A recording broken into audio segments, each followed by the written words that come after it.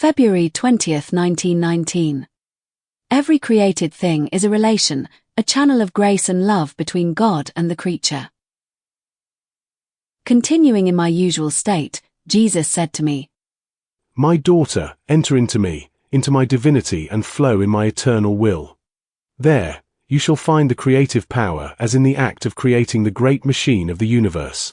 In everything that I created, I put a relation, a channel of grace, a special love between the supreme majesty and the creature. But since I already foresaw that the creature, ungratefully, would not respect these relations, these graces, and this love, I should have suspended creation.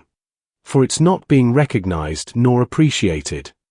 But on seeing that my humanity would so admirably appreciate everything and that it would have its relation with the Eternal One for everything created, that is, recognize Him and love Him, not only on its own, but for the entire human family, I did not look at the error of my children. I stretched out the sky with the greatest contentment, decking it with stars, knowing that those stars were to be so many and varied relations, graces without number, and rivers of love which were to run between my humanity and the Supreme Being. The Eternal One looked at the sky and remained content in seeing the immense harmonies and the communications of love that I opened between heaven and earth. Therefore I went beyond, and, with a creative word, I created the sun there, as the continual reporter of the Supreme Being, gifting it with light and heat, suspending it between heaven and earth. In the act of regulating everything, of fecundating and illuminating all with its searching eye of light that seems to say to all, I am the most perfect preacher of the Divine Being. Look at me, and you will recognize Him. He is immense light, He is interminable love, He gives life to all, He has need of nothing, and no one can touch Him. Look at me well, and you shall recognize Him. I am His shadow, the reflection of His majesty, and the demonstrator and continuous reporter of His eternal glory.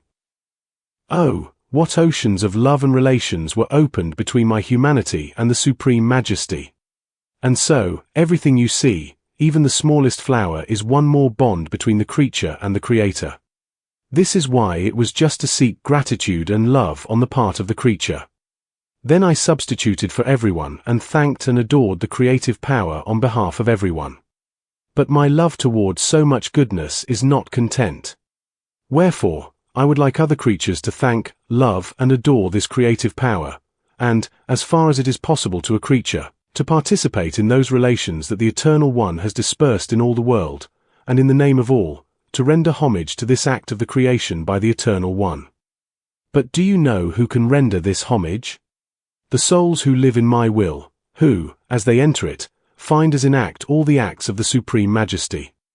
And since the Divine Will is found in everything and in everyone, these acts are multiplied in everyone, and can render honor, glory, adoration, and love for everyone. Therefore, come into my will, come with me before the Most High, to be the first to render homage for the creation of the whole universe. I do not know how I entered into this divine will, but I was always together with my sweet Jesus, and I saw this Supreme Majesty in the act of issuing forth all of creation. O God, how much love! Each created thing received the seal of love, the key of communication, the mute language of speaking eloquently of God, but to whom? To the ungrateful creature. My little intelligence lost itself in seeing so many channels of communication and the immense love that came forth, and the creature, as it were, oblivious to all these goods. Wherefore, together with Jesus, multiplying ourselves in everyone, we adored, gave thanks and recognized the creative power in the name of all, and the Eternal One received the glory from creation. Jesus disappeared and I returned to myself.